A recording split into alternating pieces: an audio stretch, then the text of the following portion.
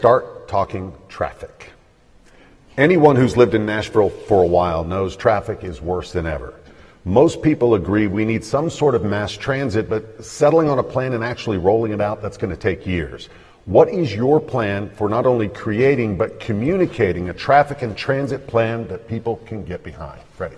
I wouldn't say it's going to take years, Rory. We've got two great tools and a budget that's ready to go. We've got MTA, We Go Public Transit's in motion strategic plan, which is still active. We've got Mayor Cooper put us through an important exercise of a comprehensive transportation plan that isn't just transit-based, it's based on traffic.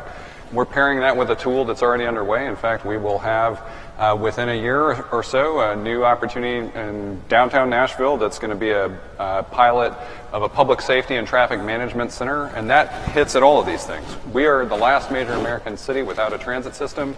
We've got a 3-year work plan that I'm ready to implement on day one. In fact, on Tuesday, the Metro Council approved a budget that I worked hard on to make sure that in that plan, in that budget, that the next mayor will inherit and start working on day one in October, that we had the tools necessary to do that. So we will have a transit system that is emerging, building a better bus system. We will have traffic management center for the first time with technology helping us have better traffic flow. And we will start, one of the 15 fixes I've proposed that you can find on my website, talks about the need for better departmental coordination. That means instead of taking projects on a one-by-one basis, we take them all in one fell swoop and look at it as a system. So we are well prepared. It's not going to take years, and we will do the part that is the hardest, which is resuming the conversation about dedicated funding. Freddie, thank you. Alice Roll. Yeah, well, thank you. And that is an incredibly important question for so many of us that spend too much time in traffic and not enough time with our families. But I do think that it's an area where we can learn a lot from when we took in Nashville a go-it-alone approach, and we failed spectacularly. So this reset around our regional transportation and traffic issues has to come from all of our regions.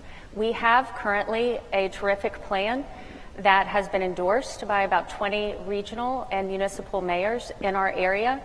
And they have, in the Moving Forward plan, said that the mayor's most important next job is to quarterback a dedicated transit funding stream with the input of our voters, so that we can leverage state and federal dollars that currently Davidson County taxpayers are not able to leverage. We're one of only 25 regions in the country, in the top 25 markets, that doesn't have dedicated transit funding. So I think job one is to make sure that we can get those dollars and that we are not going it alone in solving our traffic challenges. Secondly, it is working with our regional county mayors to look at ways to collect more cars and bring those high-speed buses in a more efficient manner, so that we're collecting many of our commuting neighbors before we bring them into the city. Thank you. Thank you. Matt Wilson. Thanks, Rory. Thank you, David, and thank you to Belmont for hosting this debate. You know, I'm a Nashville native, and the Nashville that I grew up in, it was a lot quicker to get around our town. It's slowed down. It's tough for folks. I grew up just up the street from here, and it's not the same city that I grew up in. I today released a plan that talks about transit infrastructure, affordable housing, education, the important issues, and I was asked the viewers to go look at wiltshire.com to see the full list of plans that we rolled out. Included in it is a plan to improve transportation in Nashville, and we do need to have better throughput on the roads that we have and work with regional partners. But we need to invest in mass transit today. It's too late already. And I talk in the report, and I actually talked at the last debate here, about having mass transit from the airport to downtown along Murfreesboro Pike. The AMP, which we tried, was defeated in part because there was insufficient right-of-way along West End. But there's a lot of right-of-way available along Murfreesboro Pike. And the 55 Murfreesboro is already the highest ridership bus line that we have. So we're well positioned to get 60 or maybe even 70% of the cost of this project paid for by the federal government. The airport authority can pitch in too. And spending other people's money is always a lot better to leverage the infrastructure that we have. But what's most important about this plan is building affordable housing at transit stops so folks who work downtown or at the airport can get to work without paying $50 for parking. We'll start that day one when I'm mayor. Thank you. Sharon Hurt. Thank you so much. I also want to thank Belmont, my alma mater. It's always great to be here. I see Dr. Fisher, and he's always just a great inspiration to me. I first want to say that I worked with the federal, state, and local government when I created a senior shuttle transportation program, and we have to come together and make that happen. When I worked with the Metro Planning Organization, they focused on the regional transportation. I think we've got two issues here: traffic congestion and transportation. The traffic congestion is something separate. I've been working with a national organization through the National League of Cities that is focused on how to eliminate traffic congestion. I'm a common sense kind of individual, pragmatic. I think some of the things we got to do, we need to just do it, and we need to do it now. That means that we can get some flex schedules for our students, ensure that we have flex schedules for our businesses to make sure that we eliminate so much traffic on the roads. We're also going to have to regulate our HOV lanes to make sure that our regional surrounding counties are able to get back and forth. I would love to see an express bus go on that one dedicated lane, ensuring that people are able to get back and forth. I really want to call it the Titans Express, because I think when people have something like that signature with those who they know they love and inspire to be, they will pay for it. And I think that we will be able to reach our surrounding counties. Thank you. Jeff Yarbrough. Thanks, and thanks for having us tonight. So there's no question that we're a couple decades behind on transit in Nashville, but it's not like we've delayed transit because we've been focusing on making it easier to get around by car or bike or by foot. It's just too hard to get around anywhere using any means of transportation, and the next mayor's got to take that seriously. Right now, it feels like driving an obstacle course to get to work, where you got to use your GPS to navigate around road closures and dodge potholes. And Nashville's not going to invest in real deal transit and give us the leeway to build more infrastructure until we're taking care of the infrastructure we've got.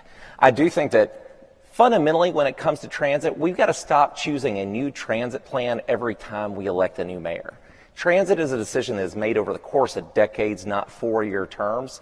And the job of the next mayor is to forge a strategy so that we are taking care of building on this, what's been done by the Cooper administration, which is moving down towards dedicated lane transit on that Murfreesboro Pike corridor towards the airport, but also building the regional and federal infrastructure for a larger scale plan.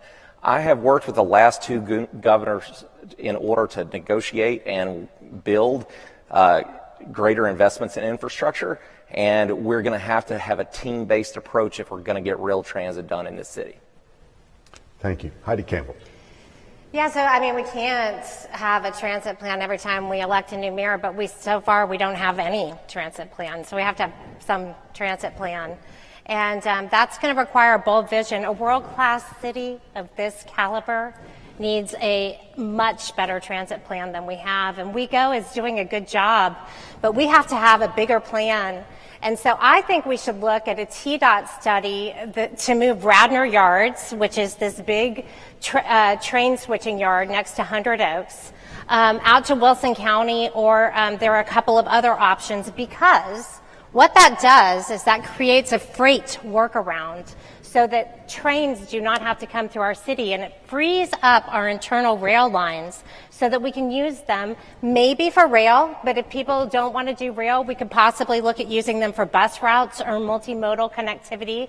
And in the meantime, in our city, which we would all agree, I'm sure, has been very haphazardly built, we need to make sure that we are doing everything we can with new developments going forward to require multimodal connectivity, because you can't use transit if you can't access it. We are not going to pave our way out of this problem. Anybody who has spent time looking at transit knows that you are not going to solve transit problems by increasing lanes. So we really have to look at some big, meaningful answers to our burgeoning transit issue. Thank you. Jim Gingrich.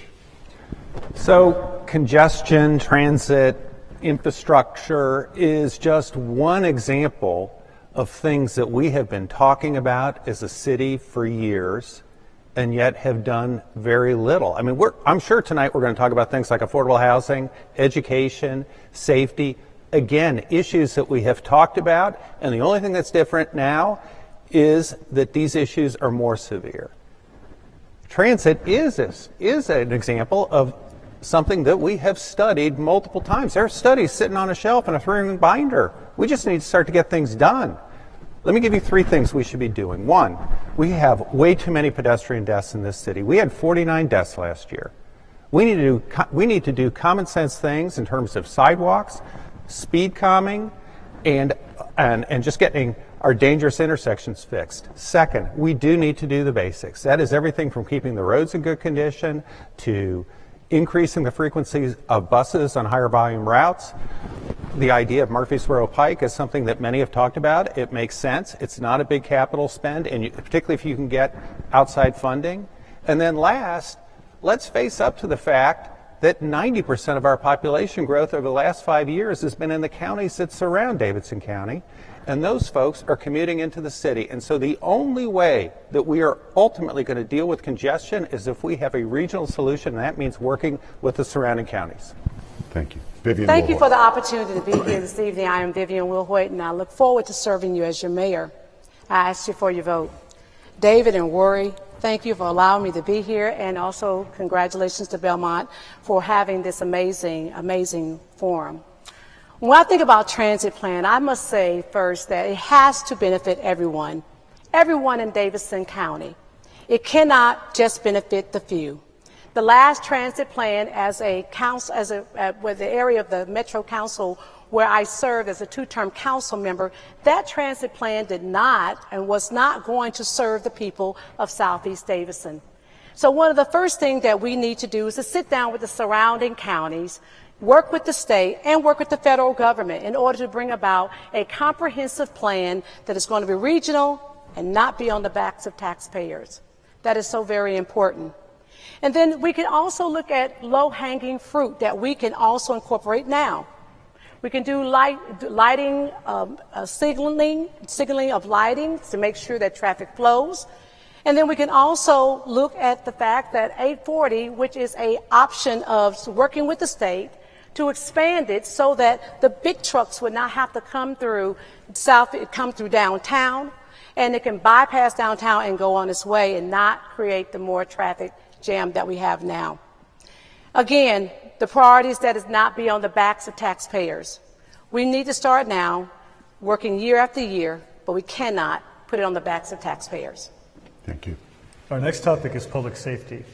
Nashville's violent crime rate is above both